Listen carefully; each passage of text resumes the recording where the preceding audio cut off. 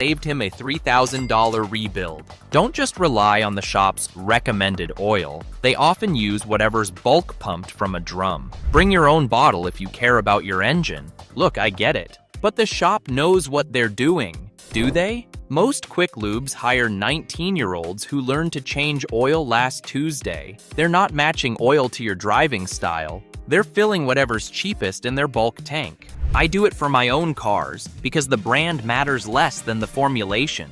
Look for specs that match your use: high mileage, severe duty, or turbo approved. If these post-oil change secrets are saving you from expensive mistakes, hit that subscribe button now, because what's coming next about carbon buildup could prevent a $3,800 engine teardown. Even perfect oil can't help if your engine's already choking on years of old carbon.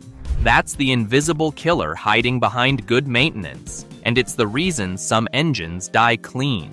3. Flush out carbon before it hardens. Every oil change should include one extra step most people skip: a gentle engine flush or top-end cleaner before you drain the old oil. Think of it as cleaning the arteries before pumping in new blood. Over time, microscopic soot and carbon collect around piston rings, valve lifters, and narrow oil passages. Once that buildup hardens, it becomes rock solid, trapping heat and blocking lubrication. No new oil, no matter how expensive, can cut through that layer. It's like trying to moisturize over dry paint. The surface looks shiny, but underneath, everything stays brittle. Here's how to do it right. Add a mild detergent-based cleaner or light solvent to your old oil about 10 minutes before draining.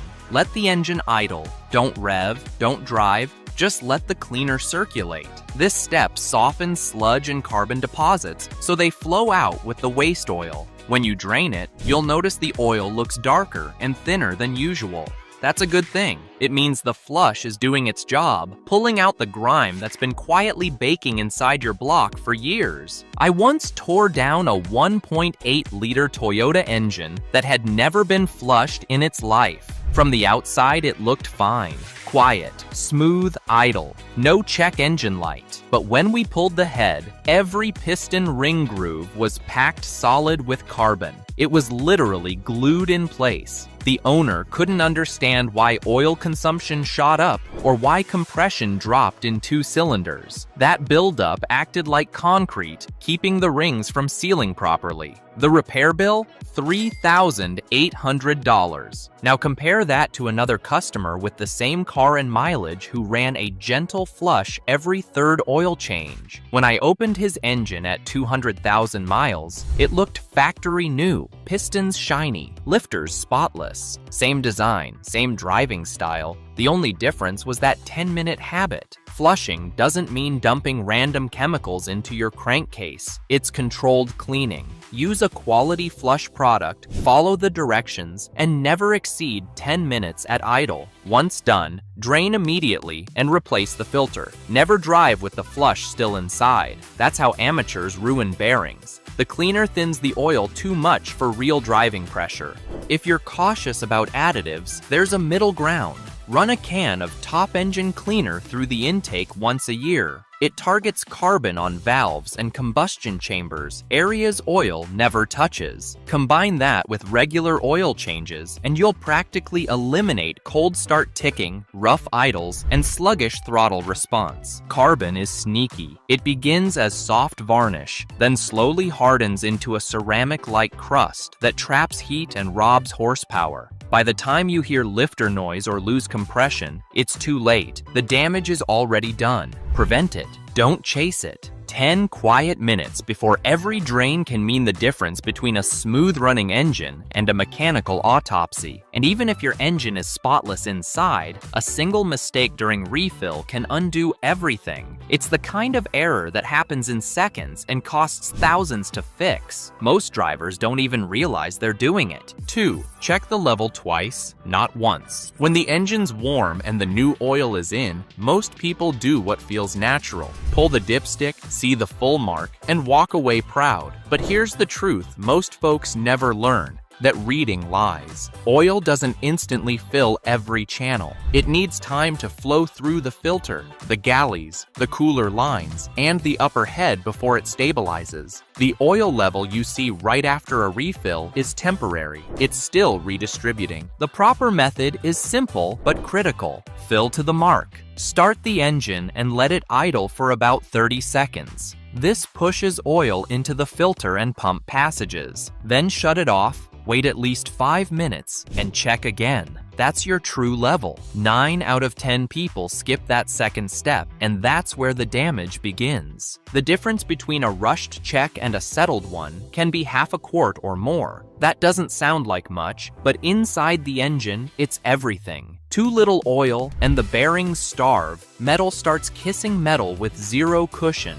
Too much oil and the crank whips it into a froth, creating bubbles that collapse under pressure. Air doesn't lubricate, and that's when the death rattle starts. Either way, your bearings lose their lifeline. A few years ago, I rebuilt an engine for a guy who swore he always checked his oil. He'd fill it, check once, drive home, then check again the next morning. But every time he saw the level a little low after sitting overnight, he'd top it off. Overfilled every single time. His engine had been running a quart and a half too high for years, and he thought he was being careful. The crankshaft kept churning air into the oil until the bearings lost pressure and scored themselves to death. One day, a connecting rod punched straight through the block. When he called me from the side of the road, I could already hear the hollow clunk in his voice. The rebuild cost $7,500, all because he never learned to check twice. The truth is, engines don't die from neglect alone. They die from overconfidence, from people who think close enough is fine. But precision is what separates a quick lube tech from a real mechanic.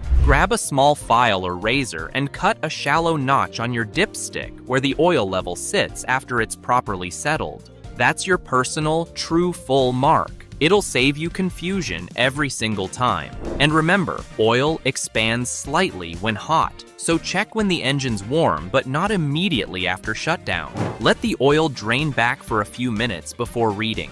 Think of it this way: the first check feeds your pride. The second check feeds your engine.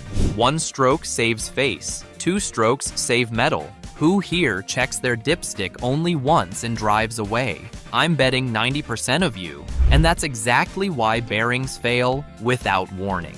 But even if you've done everything perfectly, right oil, perfect level, spotless filter, your oil change still isn't complete. There's one last ritual, one final step that decides whether your engine coasts past 200,000 miles or becomes a ticking time bomb waiting to explode. 1. Take it for a gentle 10-minute drive. Every oil change should end with a drive, not a rev, not a test sprint, but a slow, calm 10-minute run. Here's why. When you start the engine, your oil is cold and thick. It needs movement and temperature to flow everywhere, through the pump, around the bearings, and deep into the lifters. That gentle drive does 3 things. Circulates new oil into every passage, picks up leftover debris the old oil left behind, evens out temperatures so seals can expand and seat properly. After the drive, let it cool, then check again for leaks or drops in level.